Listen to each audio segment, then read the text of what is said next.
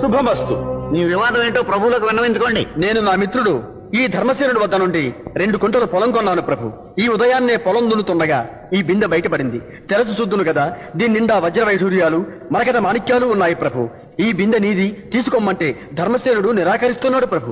ప్రభు, నేను ఆ భూమిని సకల నిధిక్షేపాలతో సహా ఈ విక్రమశివుడికి అమ్మాను. ఆ కారణంగా అందులోని సమస్తము న్యాయబద్ధంగా ఇతరకే చెందాలి. అందుచేత ఈ వజ్ర వైఢూర్యాల బిందె నాది కాదు, ఇతందే ప్రభు. భూమి అతనిదే కనుక ఈ నిధి కూడా అతనికే చెందాలి కదా ప్రభు. భూమిని అతనికి అమ్మేశాం గనక ఆ నిధి అతనికే చెందాలి ప్రభు. ఇది ధర్మ సంకటం. ఆ బిందెను మా సంస్థానంలో మా అధీనంలో ఉంచెళ్ళండి. ఈ రాత్రికి మేము కూలంకషంగా ఆలోచించి రేపటి దినాన తీర్పు చెప్తాం. ప్రభు. మీ వాద ప్రతివాదాలు తిరిగి వినిపించుకోండి.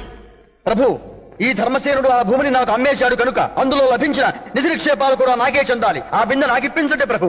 ప్రభు, ఈ విక్రమశివుడికి భూమిని మాత్రమే అమ్మాను కానీ అందులో నిధిక్షేపాలు అమ్మలేదు ప్రభు.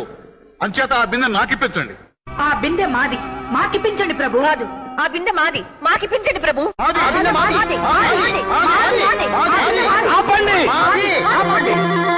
మీరే బిందె గురించి పోట్లాడుకుంటున్నారు? ఆ బిందెని నేను మీ దగ్గర పెట్టి వెళ్ళాను కదా ప్రభు. నిన్న మా దగ్గర బిందె పెట్టారా? మొట్టమొదటిసారిగా ఈ రోజే మిమ్మల్ని మేము చూస్తున్నామే. బిందాలేదు, మీ బొందాలేదు.